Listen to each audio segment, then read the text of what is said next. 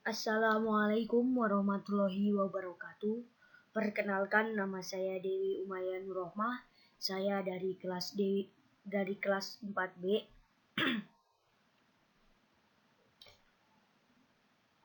Di sini saya akan mempresentasikan analisis gaya kepemimpinan dari Bapak B.J. Habibie. Langsung saja pada slide pertama, yaitu biodata Bapak B.J. Habibie. Yang pertama ada nama lengkap, yaitu Baharudin Yusuf Habibie, tempat tanggal lahir di Parepare, Sulawesi Selatan 25 Juni 1936. Nama orang tua ada Bapak Alwi Abdul Jalil Habibie dan Ibu R.A. Tuti Marini Puspowardojo. Bapak B.J. Habibie adalah anak keempat dari 8 bersaudara dan memiliki istri bernama Ainun Habibie. Memiliki 2 orang anak yang bernama Ilham Akbar dan Tarek Kemal.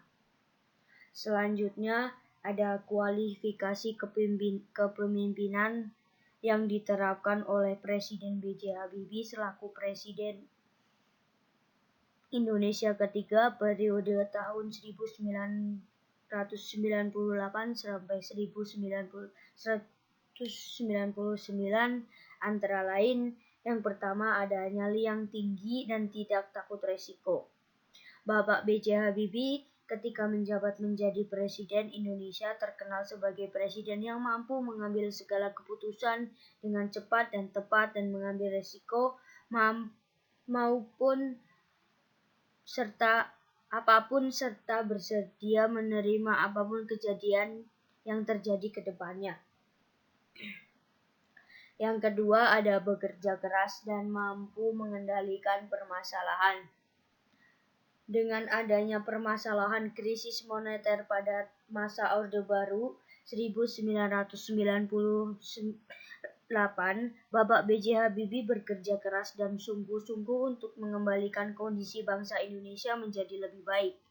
Hal yang dilakukan Bapak B.J. Habibie pada saat itu menerapkan kebijakan-kebijakan baru, terutama kebijakan dalam kebebasan pers, sehingga rakyat Indonesia dapat bersuara, berpendapat, dan memberikan kritik yang baik kepada negara Republik Indonesia.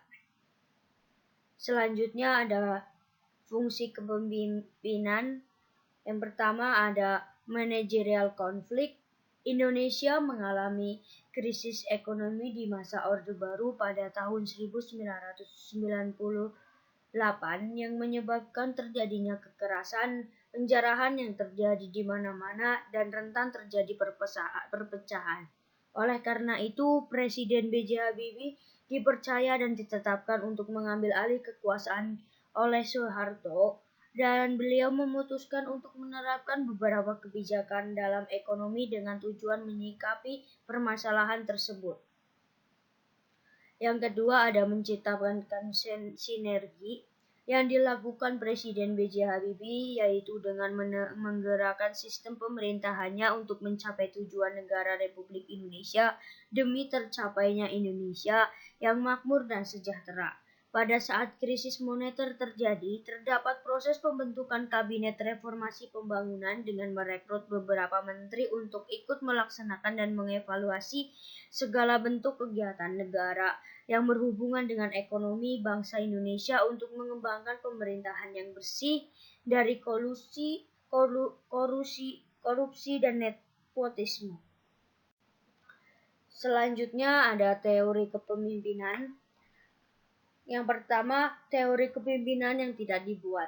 Presiden B.J. Habibie memiliki teori yang tidak dibuat, tetapi beliau dapat menjadi seseorang pemimpin negara Indonesia karena adanya bakat yang terdapat di dalam diri beliau. Yang kedua ada latar belakang sosial. Teori yang diterapkan B.J. Habibie yaitu latar belakang sosial, yang mana beliau merupakan lulusan dari Eropa dan diberikan wewenang untuk dapat memimpin pemerintahan Indonesia yang pada saat itu terjadi banyak masalah sehingga sifat pemimpin itu muncul dengan sendirinya. Selanjutnya ada pengaruh dalam kepemimpinan.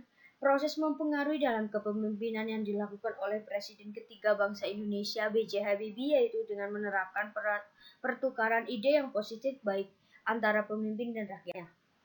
Yang selanjutnya adalah kekuasaan menjalankan kepemimpinan.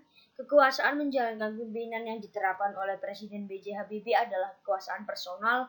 Kekuasaan ini berada pada potensi yang terdapat dalam diri pemimpin tersebut dan memiliki hubungan dengan orang lain berupa keahlian, loyalitas, dan karisma. Selanjutnya ada gaya kepemimpinan. Ada gaya kepemimpinan demokratis, merupakan salah satu gaya kepemimpinan yang mana pemimpin ikut berbaur dan selalu mementingkan kepentingan bersama di atas kepentingan pribadi. Yang kedua ada karismatik. Dengan kecerdasannya, Presiden B.J. Habibie mampu membuat masyarakat Indonesia kagum pada masa kepemimpinannya. Yang ketiga ada transformasional. Adanya proses pengembalian keputusan secara cepat dan sangat berani mengambil resiko. Demikianlah yang dapat saya sampaikan. Mohon maaf apabila ada kesalahan. Wabillahi taufiq wal hidayah. Wassalamualaikum warahmatullahi wabarakatuh.